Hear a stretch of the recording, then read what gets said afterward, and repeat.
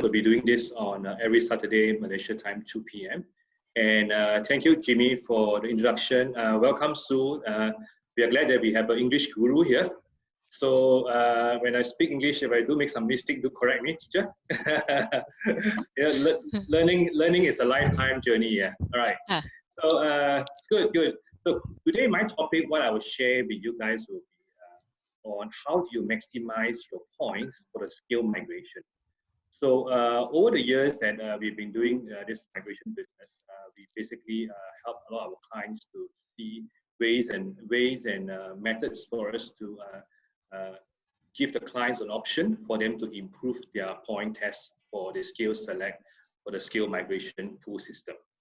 So one of the key is using English, and English is something that as an applicant, basically, if you are willing to spend time and you get the right guru to teach you, and you pick up some tricks here and there, you know, and obviously you need to have your basic in English.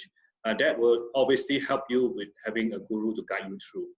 So a little bit of my experience of myself during my time when I was doing my migration way back more than 15 years, I think 15 years ago. There's still an IELTS requirement, but much lower, you know.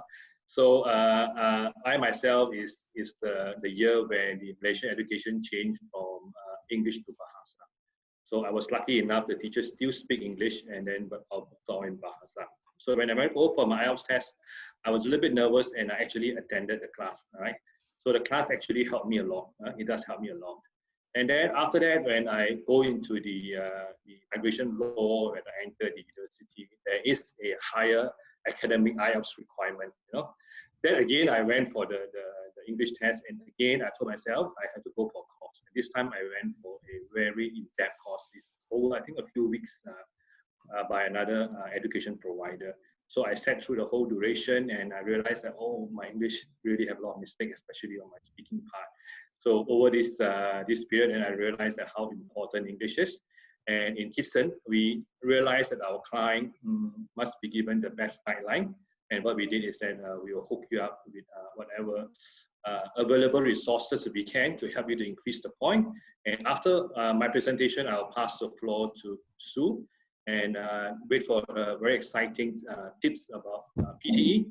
And also she will share with you some of her experience and how she can convert a student from having that point to a different level of points for their PTE English.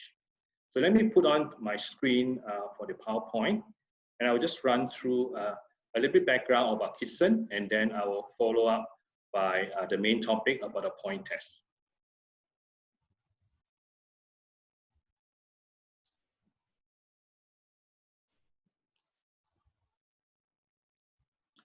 So today I will speak about the general skill migration. There are multiple pathways of visas. So general skill migration is one of the very common pathways where skilled workers, people who have skill and qualification and work experience, can gain a pathway to obtain permanent residence in Australia. So a little bit about myself. I'm a registered migration agent. My license is administered by the Department of Home Affairs in Australia.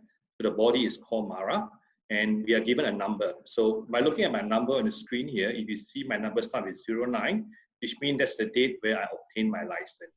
So I've been practicing this migration advice for the last 10 years.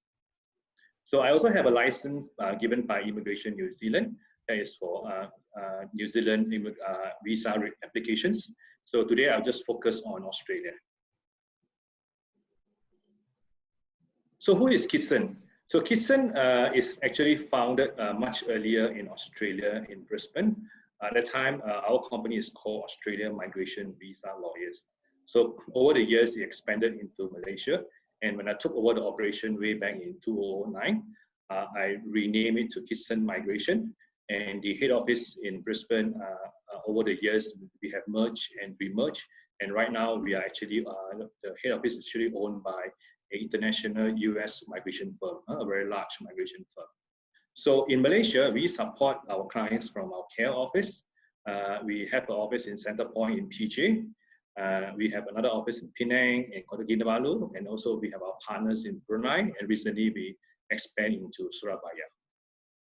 So back home in Australia, Kissin actually branched into Adelaide 2 years ago, where we actually transferred 2 of our Malaysian staff over. One of them is our senior partner, Miss Moon. She's a migration agent herself. And together with my colleague Timothy, they are both Malaysian. They are now staying and living permanently in Adelaide. And what they provide is the onshore service. So which means now migrants, once you get a permanent resident, when you move over to Australia, you need any assistance, our team will be there to help you. So who we are, obviously our team of migration agents are all registered. So we have 6 licensed migration agents in our firm. Myself and Moon, we are both Malaysian. So each of us are specialized in one particular visa. So me and Moon, we are specialized in the skilled migration and the business visa. So those clients who are looking at the family visa category, employer sponsor, we have our expertise to help you. So why us, right? Some of my colleagues are lawyer by profession, and obviously 6 of us are all licensed migration agent, and a couple of my colleagues are chartered accountants. So as I shared, we have 6 licensed agents in our group. And in terms of Malaysia operation, this is my 11 years of operation. And a number of clients that worldwide, we've been servicing more than 14,000 clients. And in Malaysia alone, we service more than 200 clients every year.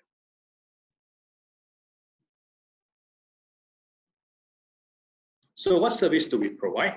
Those of you who are new to us, initially when we meet up with you, right, with the COVID-19, I think face-to-face meetup, we will try to avoid it. My colleague are always mobile to meet up with you over Zoom. And then when we meet up with you, we will have a skill, we will have a, just excuse me, there's someone at the door, sorry. Okay. Sorry, my apology. Yeah. When we first meet up with you, we will actually provide you a free consultation where we will discuss with you through your CV, your work experience, and what is your main objective and your goal and the timing. Then we will map up the pathway for you. So some of you may be eligible for multiple pathway. Some of you may not be eligible at all. But being a registered migration agent, our role is to share with you the fastest and the cheapest pathway. And then once you engage our service, the next step is that we will guide you through for the whole visa process. So from the beginning, in terms of document gathering a document, in terms of you want to prepare for English, we have people like Sue where we can refer you to a guru if you want to go for extra class. And for some of you who are good in English, you can just go for the exam straight away. And our service will be there throughout the whole journey until the decision of the visa.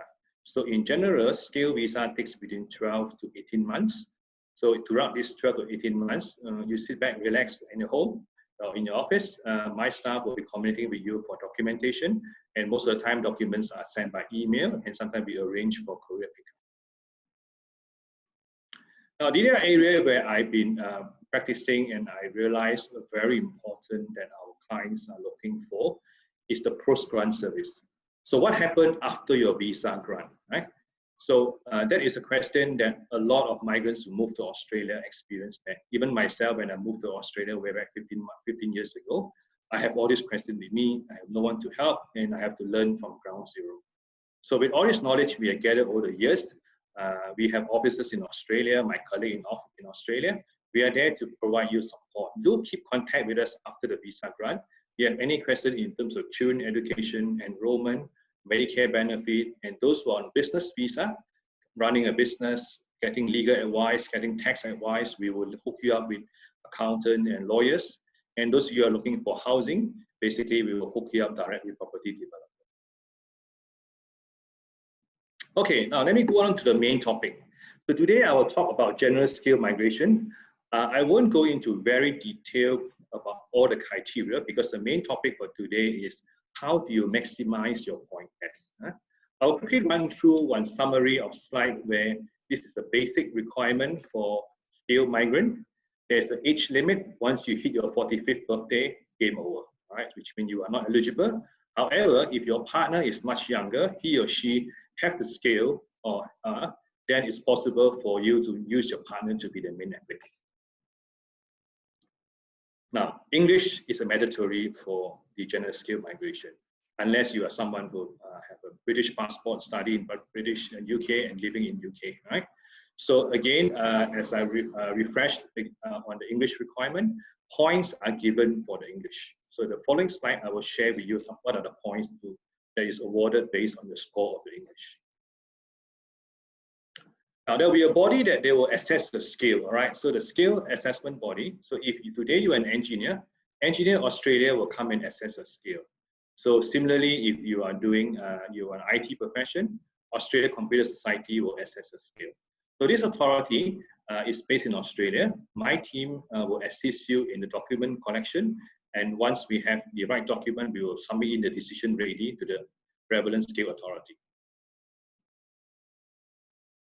Okay, qualification is very important. It ties with your occupation. If you are an engineer, obviously you need to have an engineering degree. And a quota for every occupation. So the Department of Home Affairs, every 1st of July, they will publish a list of occupation. So each occupation, they will basically put a quota. And once the quota is in place, then the pool system will run. So when a quota is running low, then the point system will go up. That's where for skill migration, it's good that you prepare yourself to the maximum points that you can before we launch in the expression of interest. The other way for you to obtain an invitation to apply to get more scores for your points or to get sufficient 65 marks for points, you need to apply for a state nomination. So if the state government sponsor you, basically your passing mark is 65 points. So once they sponsor you, they nominate your visa, you will receive an invitation to apply. So this particular skill migration, the point system is very fair and transparent. You can actually look at it online. In the department website, they actually publish out every selection that they have every month. Now let me move on to the point system. The minimum passing mark for a general skill migration is 65 points. So what are the categories that you can claim points? Number one is age. The younger you are, the more points you get. Number two, your English language proficiency. So the better English language you have, the better score you have, the more points you get. Then the third one will be the skill employment. Skill employment means your work experience. Whether you have work experience overseas, back home in Malaysia or in Brunei or in Hong Kong or anywhere in the world, or you have work experience in Australia, this will allow you to claim points. Qualification, higher qualification will have more points. Those who study in Australia, you get bonus points. And if you study in Australia in the regional area, you will also get a bonus point. Now, another way for you to increase your point is to go for a community language. So this language, they have quite a wide range of it. Some of the local languages that we speak back home in Southeast Asia will be our Malay language, our Chinese language, all right? So these are the languages that you can actually go for exam for you to get points. And those who study in Australia and you graduate and you continue for your professional year, you can claim additional points. Then the other part is that your spouse and your partner, right? They can actually help you to increase your point. So I will explain more in detail on the following slide. Then the 10 criteria will be the nomination and sponsorship. So if you are sponsored by a state government, all right, or you are sponsored by a relative, you get points. And finally, the specialist education qualification. So if you have done such qualification, that will also give you an extra points. Now, let me move on to the age. The peak of your age for you to obtain the highest point will be, all right, less than 33 years, all right, but at least 25. So which means you must be less than 33 years to be able to score at least 30 points. So it starts from 25 points, and once you reach your 45th birthday, you are not entitled anymore. But if you are at your 44th birthday, you are entitled for 15 points. English, which is the main topic today, all right? Okay. So if you go for the English requirement, so the English language skill point system, it goes by a minimum of a competent English. You need to get a minimum competent English, which is equivalent to PTE 50 points, right? That will allow you to apply to start the application. However, it will carry a 0 point. So we will advise clients to work towards proficiency English, where you will get 10 points, and superior English, you will get 20 points. So there are a few options of exam that you can go for. The one during my time was IELTS English, all right? And for the past few years, PTE Academic is accepted as one of the English tests. So it's been very popular in Malaysia. And I will let Sue to explain to you later on how does it work. And basically, if you are PTE, you go for the PTE exam. If you score 79, you equal to a superior English, and the point system will give you a 20 points. Now, skill employment. Skill employment, there's two categories it goes in, right? So one, if you are employed in Australia, and one, you are employed outside Australia. So in Malaysia, outside Australia means it could be in Malaysia, it could be anywhere out of Australia.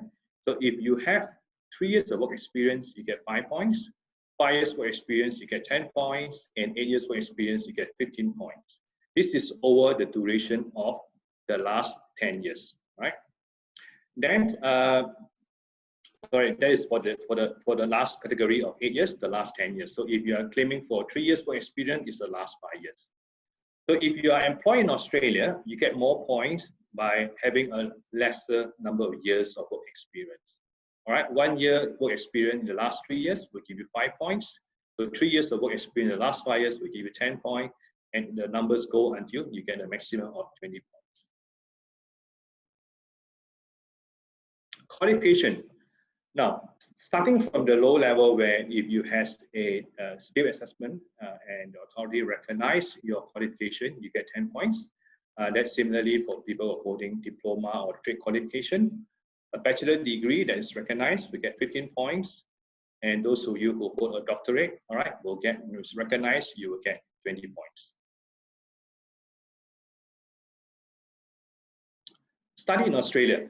So those of you who have done your degree or your diploma in Australia, there is obviously a minimum number of years requirement, and you must have the qualifying visa to study. And you study there for 2 years and more, right? And it is done to complete a Australia study, you are given 5 points. And if your education provider, your college or university is located in the regional area, where when you meet up with us, we will run through the postcode, that will allow you to claim additional 5 points. Now, another one is that your home language. That is another way for you to increase the points. So say that you have claimed already maximized your English points, your age basically is fixed, the points, your work experience you have claimed, your qualification you have claimed, you still need more points, you can go for the language exam. So say you're good in Bahasa, you can go for the Bahasa exam. And who administrates this exam? There's a body in Australia called NATI. So they will basically have an exam that you can do it. The last time, remember, you can do it in Singapore and obviously in Australia. So a para-professional level, when you pass this particular level, you get additional 5 points. Professional year. So if you have been studying a degree, you finish a degree in Australia, subsequently you do a professional year with one of this body underneath here, whether it's Australian Computer Society, CPA, Chartered Accountant, Engineer Australia, all right? If you have completed this professional year, all right, which is at least for 12 months, that will allow you to claim additional 5 points. Now, partner skill, right? This partner skill is something that they came out, they revised it, and they give additional points since last year. So if your partner, your spouse, or your de facto partner, which means whether you are married or you are not married, but you are in a de facto relationship, and you can prove that, and he or she has a skill in English, which means the partner has a competent English, under 45 years old, have a skill assessment proof, that will give you an extra 10 points over application. If your partner has only a competent English, right, meet the age requirement, however, does not have the skill assessment document, all right, that will allow you to have additional 5 points. Now, this is the best part I always like, all right? If you are single, you get 10 points, all right? So obviously, the Australia would like to invite more single people in. I'm not sure what is the rationale behind, but if you are single or your partner is an Australian citizen, that is still fine, you can still get 10 points. Then the other part that you can increase your point is through state nomination. So every state in Australia and territory, they basically have a list of occupations that they will sponsor. So when they sponsor you on your application based on the skill list that they require, if you are going for the subclass 190, this is a permanent resident visa, the state will give you 5 additional points. If you are going for the provisional visa, right, which is a regional visa, subclass 491, they will give you 15 points, even much higher, right? So this actually will push up a lot of applicants to a much more higher points. So similarly, you have a relative in a regional area, so that will also give you a 15 points. Now, the last points award is through a specialist education qualification. So if you've done a master degree by research or doctorate degree from an Australia education institution, right, for at least 2 years in certain field, which is the popular STEM field, science, technology, engineering, maths, or specified IT field, you will get additional 10 points. Okay, so that's all on the point test and how the points are given according to the criteria set up by the Department of Home Affairs. When you meet up with us individually, myself and my colleague, our team, we will run through the point test for you more in detail because we need to match with the CV. So that will give us a more accurate calculation. So with that, basically, I end my presentation and I'll pass the floor back over to Jimmy and followed by Sue. Thank you very much for your time. Thank you, Dato. I hope with Dato explanations, all our viewers here will have more understanding how actually or what they need to do to increase the point. Because I think the most common query everyone have during the migration is, am I qualified? Do I have enough point? If no, how do I get more points? So hopefully with Dato explanation, all our viewers here will then know what to look for if they want to increase their point. And of course, as Dato have mentioned, that English is one of the key components of the application. And via English, also you do manage to increase the maximum of 20 points into your overall point. So let's understand how do you actually prepare or how do you score on the English. So I'll pass the floor to Sue. Sue, please. Thank you. All right. Thank you so much. All good and clear, yeah? Yes. Yeah, I hear you clear, yeah. Okay, excellent. Thank you for sharing the information just now. I found that quite refreshing, getting to know everything again. Been some time since I heard it last. But, all right, I will also share my screen right now. Okay, which, hang on. Okay. All right, can you guys see the slides? Yes. Yes. Okay. Yeah, I can see it. Yeah. Okay, so this is just a quick sort of brief in terms of English testing.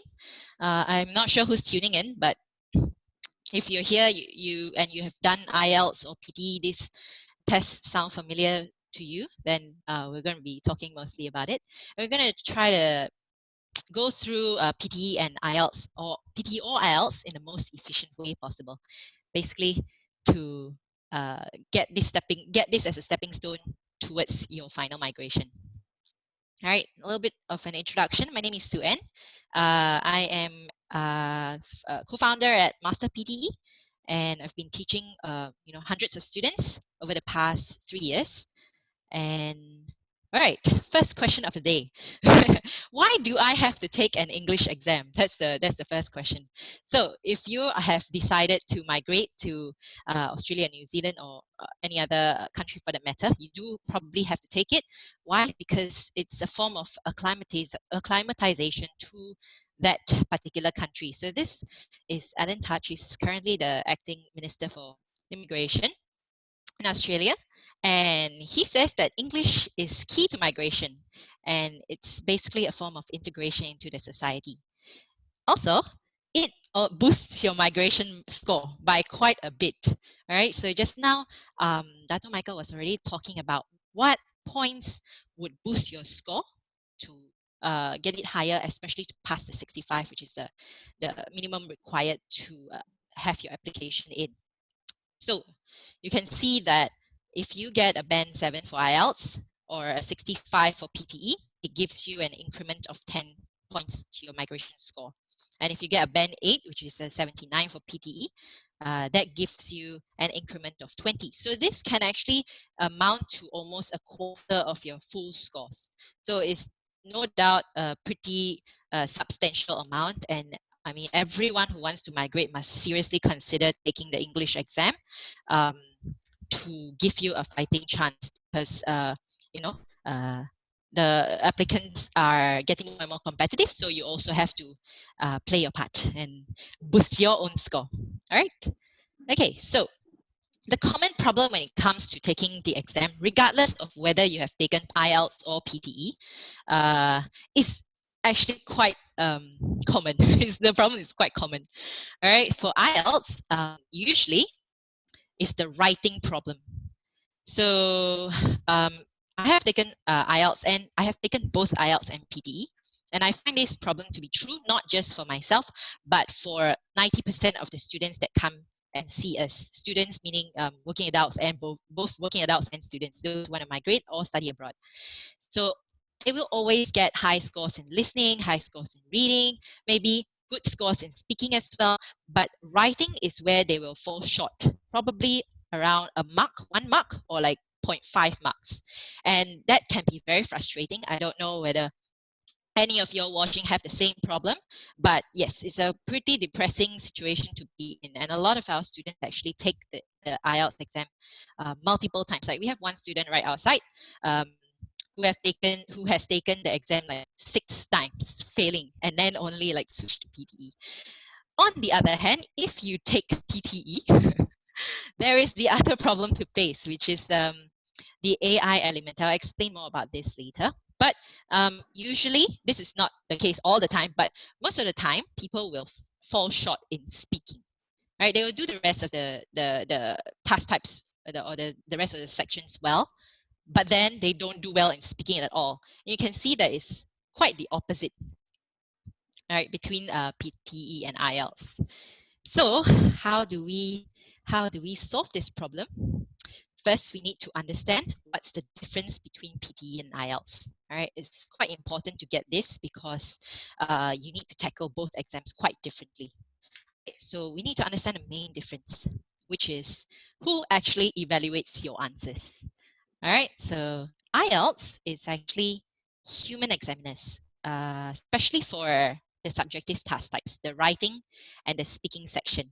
Okay, so those are the 2 parts that are actually marked by human examiners. All right, regardless of whether you're taking the computer-based exam or the paper-based exam for IELTS. And for PTE, it is a fully computer-based exam. And all your answers are assessed by an algorithm already built into the marking system. Okay, which is quite high tech. But it also poses its own set of challenges. All right, for IELTS, it can be quite difficult to please use human examiners, and for PTE, it can be quite complicated to please the AI algorithm that's going to be marking your answers. All right, so which exam should you select? This is definitely a question that every person migrating would want to ask. So to answer this question, I will actually tell you a quick story. All right, so if you are someone who has done research on PTE or IELTS, you most likely would have heard of Jay. He is an English teacher as well, tutor online, and he is actually a native English speaker, born and bred in Australia. And he graduated with first-class honors in linguistics, mind you. All right, so this is no joke because it's very, very, he has a lot of credentials. And let's see what happened when he took both exams. So this is a native speaker, yeah? So by right, for both exams, if he is a native speaker, he should be getting either perfect or close to perfect scores, right? So let's see what happened. So when he went for the IELTS exam, he got very high in speaking, very high in reading, very high in listening as well. But then you could see drastic drop in writing to be 6.5, and he actually rescored his IELTS marks and got it up to 7.5, which is still not, actually, if you were aiming for migration, you would not get the Band 8 yet. Whereas for PTE, he went in and he got, with good preparation, 90s in all sections. Okay, so you can see that if this were to measure proficiency, especially in native speakers, PTE would probably be a little bit more accurate. I mean, this is debatable, but yeah, from first glance, from someone who is qualified, this is their experience. And actually, it's not just him; it's a lot of our experiences too, alongside all our students as well. Okay, so actually, the reason why we at Master PTE have chosen to focus just on PTE instead of doing both IELTS is because of two reasons. PTE gives you the speed, like with a shorter preparation time, you can actually get a much higher score than you would for IELTS. Right, so this is one of our students. We were having a chat with her after her exam, and we asked her how long she took to prepare for IELTS. She said 3 months, and every month she took one test. So roughly about a month-long preparation, and she didn't get her targeted Band 7. But then with 5 days of preparation for PTE, she managed to get her 65 in PTE for every section. The same with another one of our students. It's more feasible. We found it more feasible to get a high score, a very high score for PTE compared to IELTS. All right, Kiran actually took IELTS 5 times and then failed all 5 times, always missed the speaking and the writing, which are the sections marked by human examiners. All right, then he switched to PTE and he managed to get his score in 1.5 months. So you can see all of it reached 79 and above. Right, so that's why we decided to stick with just PTE instead of trying our luck with IELTS, because it's very, very risky to put a lot of hope on getting very high marks for IELTS. Last time it was much easier to score, especially at when Dato Michael was taking his exams, because maybe the threshold was lower as well. But right now, it's not a very feasible option, which is why we ourselves didn't really consider it. Right. So these results that I showed you, they didn't come like that. It wasn't an easy thing. They actually went through quite a bit of hardship for a short amount of time to get their score. So what they did was studied for PTE in a very smart and strategic manner. All right, so how we create PTE results, right, effectively.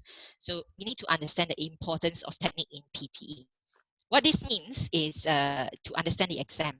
All right, so PTE, when you're taking the exam, everything is done on a computer. If you've never taken it before, A to Z, speaking, writing, reading, and listening, all of it on the computer.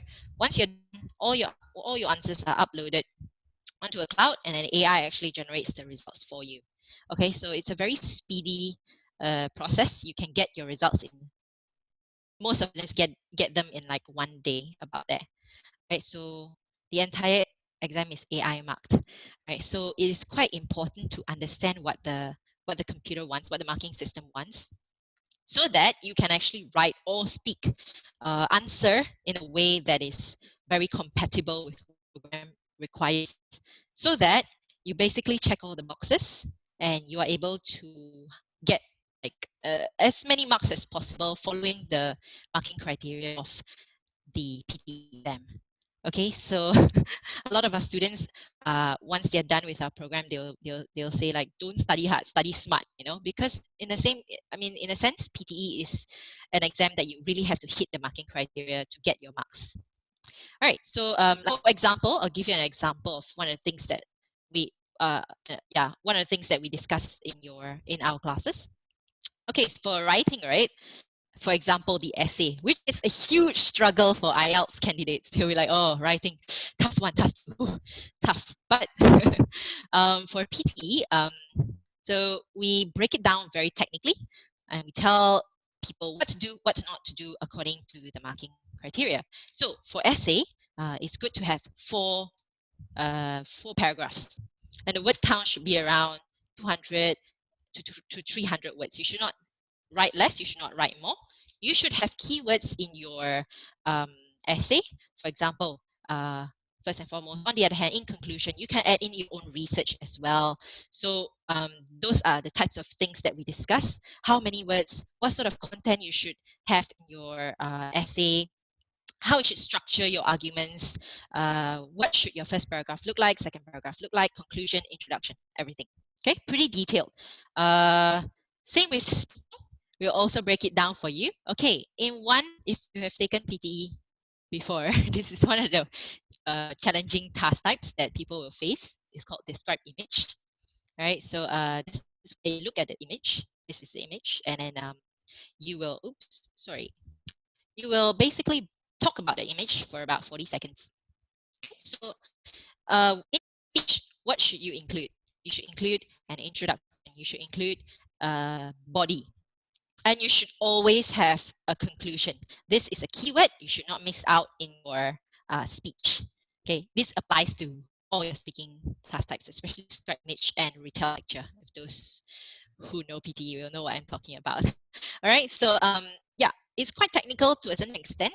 So these are the things that we will be focusing on during our classes, just to make sure that you don't miss out any like crucial keywords that you should put into your speech or your writing just to get the marks. This is the same for, you know, migration consultants. They will actually guide you to go through the entire migration process to not miss out these crucial details that might actually, you know, cause your application to just immediately get rejected. So we've had bad experiences with that as well, which is what we try to avoid in PT. Okay, all right. So with these techniques, right, you might think that they are very small and insignificant, but actually they do provide quite a significant amount of improvement. So you can see this is one of our student scores. This is just a very average student, not very you know, incredible result improvement, but this was a starting score, and with technique, this was a final score. So you can see that it shot up quite a bit, especially for the speaking portion and the reading as well, which is impacted by the speaking. Okay, so yeah, that's not just her. We have a lot of students. You can go on our website to check them out in detail. And a little bit of introduction about us before I leave, and you can ask your questions. This is our team. We basically help our clients achieve their desired score in the shortest time frame possible, with hopefully as little number of attempts as possible, right? And they come from all over, and we've had pretty good track records so far. I'm quite proud to say that. We are constantly improving and trying, and our techniques keep getting updated and keep getting better. It's a little bit about us, because we try to make PTE easy to achieve. Yeah. How we do that? We already have proven technique that we have used multiple times with multiple nationalities, multiple students, multiple test centers. So they are they work, and we are quite confident in them already, which is why we will say that. And we have very personalized one-to-one coaching to make sure that each student is getting the coaching that they need and the tweaking that they need before they enter the exam, so that when they do enter the exam, they will have the best chance of getting their target score.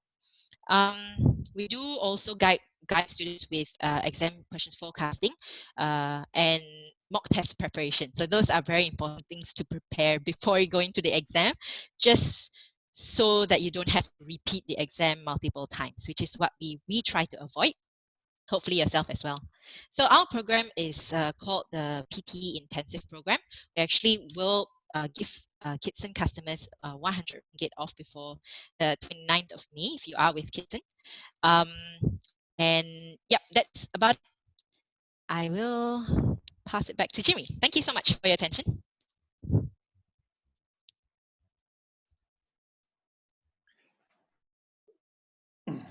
Thank you very much, Suen.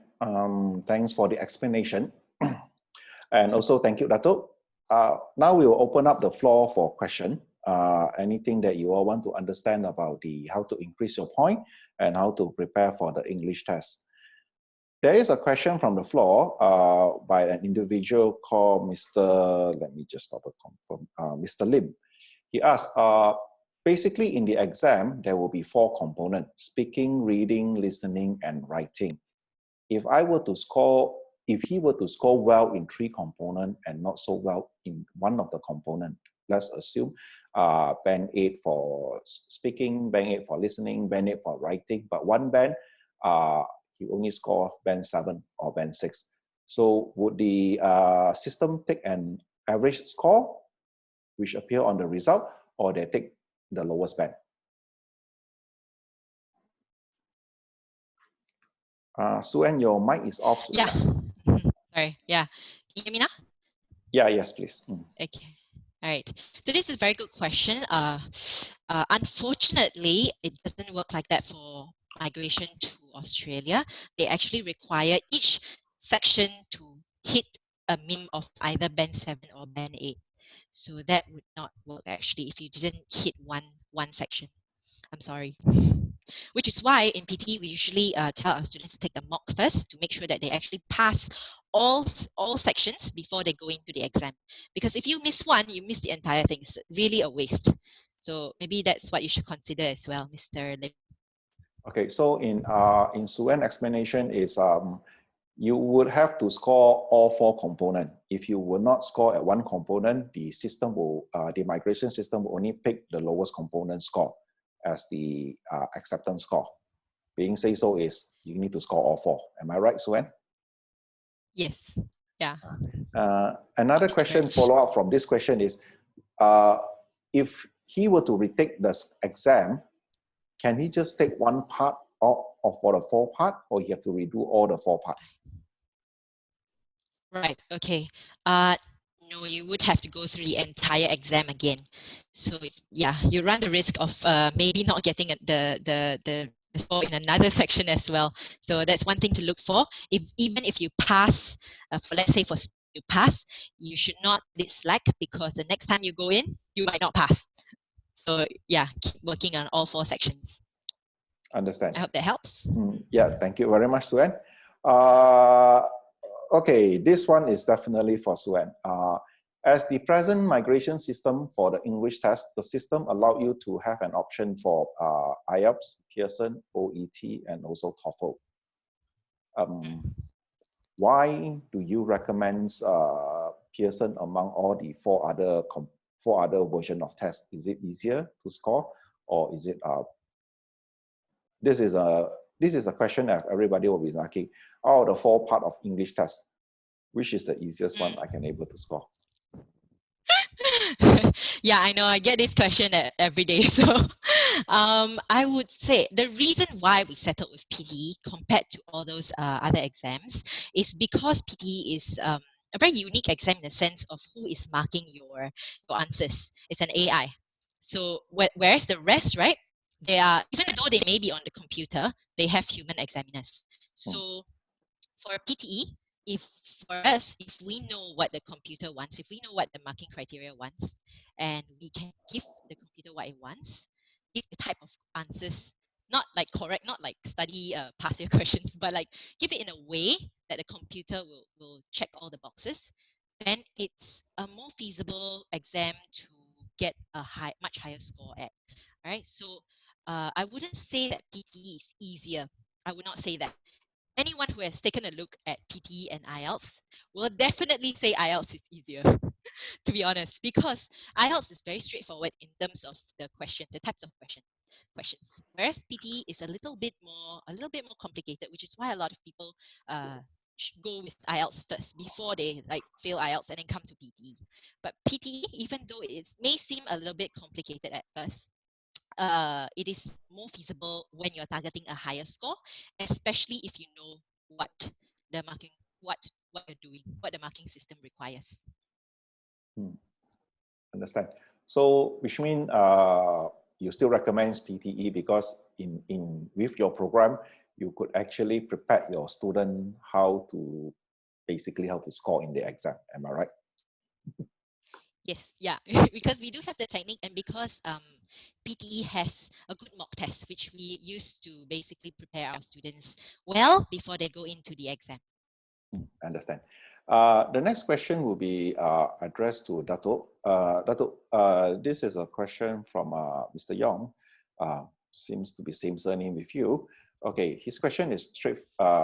Do I need to look at the same job after I get my skill migration, my visa via the general skill migration? As his question is, he was nominated as an engineer, but as soon as he landed in Australia, he limited, or do he limited to work as an engineer only?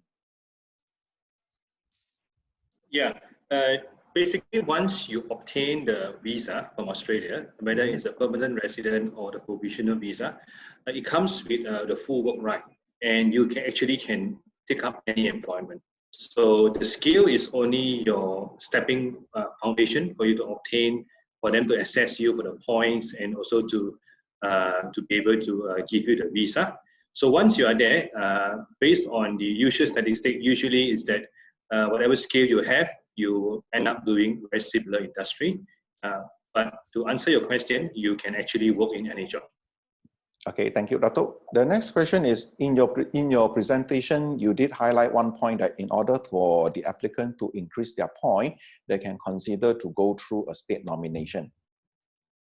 As in Australia, they have multiple states. Yep. Can the applicant do a multiple state application for nomination concurrently, or they are only limited to one state? I would strongly advise not to do that, because once when you put in the application for a state nomination, there will be a question that will ask you whether have you applied a state nomination with other state, right? And because it's a expression of interest EOI system, basically this information is open to the government department, and they can actually cross-check to each other. So it's just like, today you have this girlfriend, and they say, oh, I'm just going to court with another girlfriend, and let's see which is the best, and then I'll marry one. So I would say that no, it's good that you apply to one state nomination.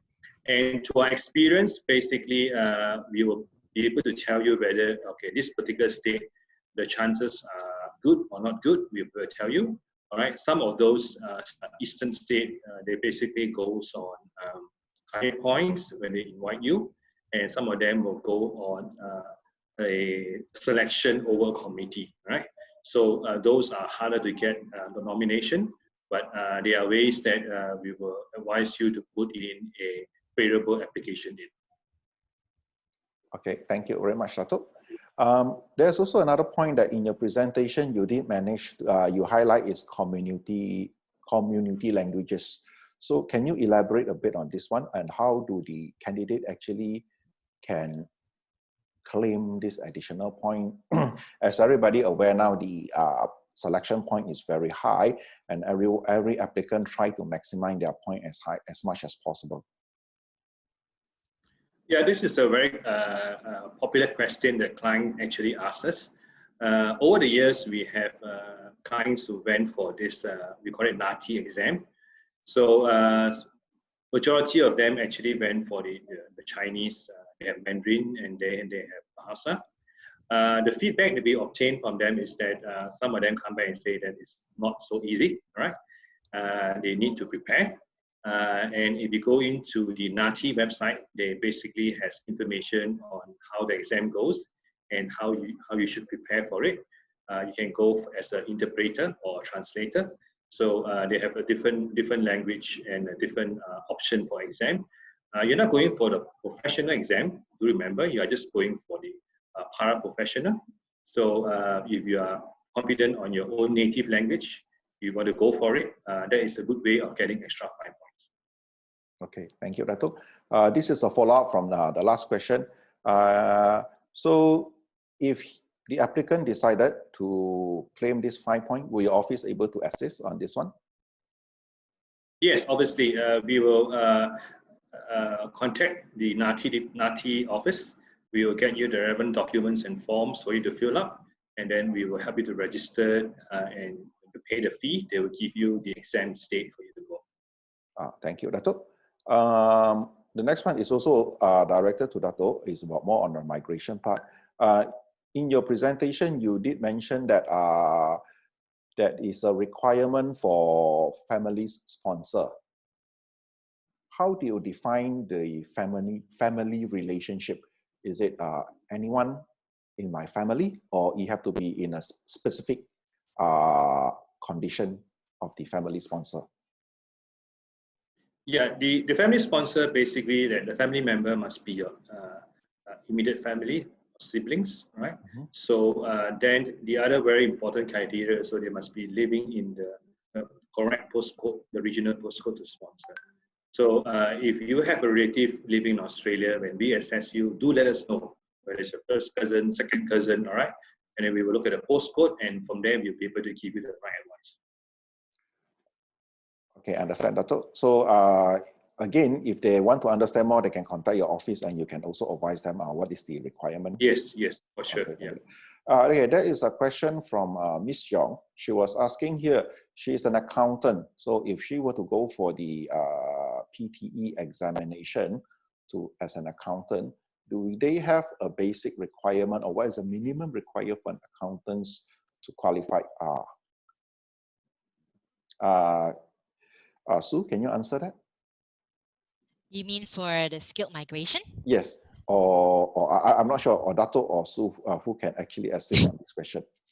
Maybe Dato and Michael, you should answer this one, because it is for skilled migration for the skill assessment, right? Yes, correct. Maybe Dato? Yeah, the skill assessment basically CPA recognized IELTS, and then it has to be academic version, and then you need to have band 7 from each of the component. And to whether CPA to recognize PTE, let me check it out, and we will get back to you to the correct answer. For the one who answered, yes, they actually do recognize PTE, CPA. They do, right? Yeah. Okay. Okay, that's good. Thanks for helping, Sue. Yeah. Welcome. Okay. The following question I think is more for Dato. This is from Miss Wong. She said she have actually lodged her EOI, and at that point her English was band 7. Subsequently, if she were to take a test and she got a better score, can she change her EOI?